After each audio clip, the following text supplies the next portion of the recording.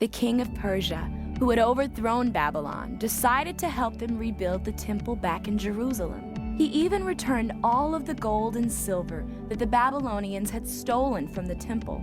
Before the temple was even finished, the Israelites began to offer sacrifices and worship God in it once again. The opposition continued, this time from a man named Tattenai, the governor of a nearby region. He wanted to stop the Israelites from building and worked to convince the Persian king, Darius, to stop the Israelites.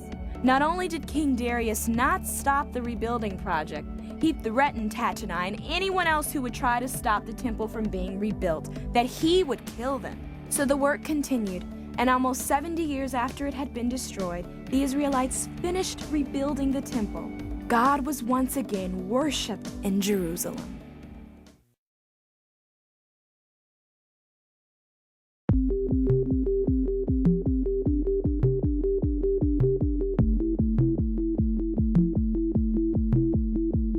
The Israelites left Babylon, many returning to Jerusalem, and some heading to surrounding countries.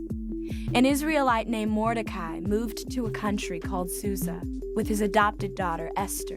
While they were there, the king of Susa, Xerxes, was looking for a woman to become queen. Young women from all over Susa, including Esther, were brought to live in the king's palace and go through a year of beauty treatments before the king would make his selection. When Esther finally got to meet King Xerxes, he was attracted to her more than any of the other women. So Xerxes placed a crown on Esther's head and made her queen. But Esther did not tell him that she was an Israelite, also called a Jew, because Mordecai asked her not to, fearing his reaction. One day, Esther's father Mordecai was sitting near the king's gate and overheard two of the king's officers planning to kill the king. So he warned Esther, and Esther told King Xerxes. The king's life was saved, and the two men were executed. Shortly after, King Xerxes promoted one of his men, named Haman, to a position higher than all the other officials. He commanded everyone to bow down as Haman entered each day through the king's gate, but Mordecai refused. When Haman saw this, he was furious and even more angry when he found out from some of his officials that Mordecai was an Israelite. So he looked for a way to kill not only Mordecai, but all of the Israelites living in Susa.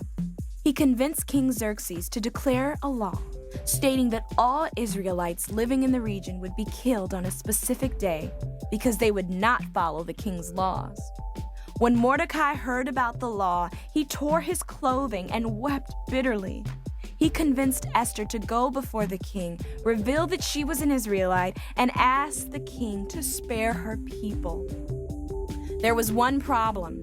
No one, not even the queen, was allowed to come before the king uninvited. If they did, they risked being put to death. But Esther was brave and approached the king, who asked, "What is your request?" Esther said that she wished for the king to host a banquet and to make sure that Haman, the man who wanted to kill the Israelites, was there. At the banquet, she would make her request known. When the day of the banquet came, everyone, including Haman, was there. The king asked Esther what it was that she wanted. She revealed that she was an Israelite, a Jew, and begged for her own life and the lives of her people.